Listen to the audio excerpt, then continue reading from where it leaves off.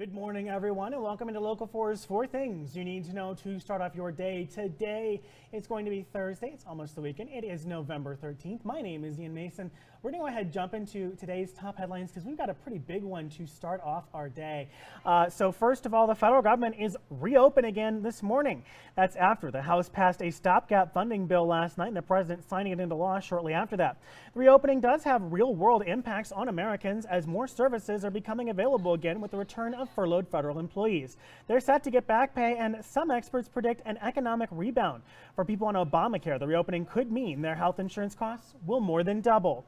The bill does not guarantee an extension of expiring ACA subsidies, Affordable Care Act subsidies. Democrats vow to keep fighting to lower health care costs, but those in the House, like Speaker Mike Johnson, says he wants reforms first.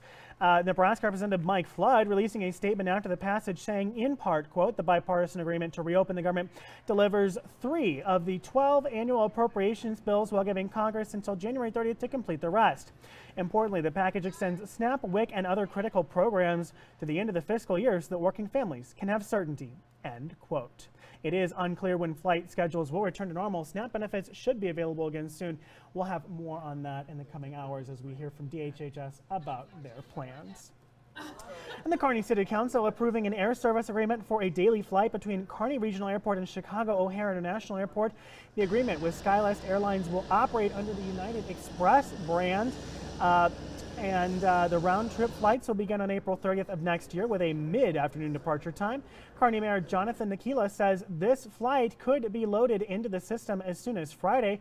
The CR-200 aircraft has a typical seating capacity of around 50 passengers, and terms of the agreement are scheduled for the service to continue through October 31st of 2027. And the Grand Island City Council hearing more on Woodsonia's application for their plans of the Good Life District before taking a final vote. The work session Wednesday night was on the project, which is just over $500 million. The Good Life District would include a new sports complex that would be the anchor of the 400 acres, an aquatic complex expansion of Eagle Scout Lake, and an amphitheater. Our reporter who attended the work session said there was some backlash about the Aqua Center, with some in attendance commenting that it was not addressing the needs the community wanted. Woodsonia's Director of Development, Mike Holden, said the company hopes to have a final agreed-on framework in place by December 2nd to begin work in the spring. The Good Life District will also feature space for a new elementary school, a hotel, event venue, restaurants, apartments, and single-family homes.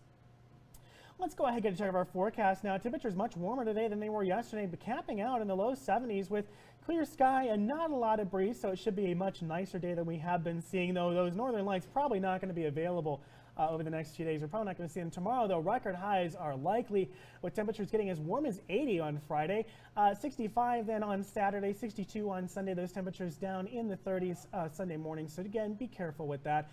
Then 60 on Monday. You know, we were thinking that this might have been snow, but it's just going to be way too warm for that. We're not going to be anywhere close to snow. It's going to be rain. Then Tuesday, 58 degrees, 50 on Wednesday as we continue to cool down. It shouldn't be too bad, though. The thing to note is that it's going to get cooler as we get into the beginning of December, so that's just going to be something to be prepared for. That'll do it for me. Thank you so much for watching Local 4's 4 Things You Need to Know to Start Off Your Day.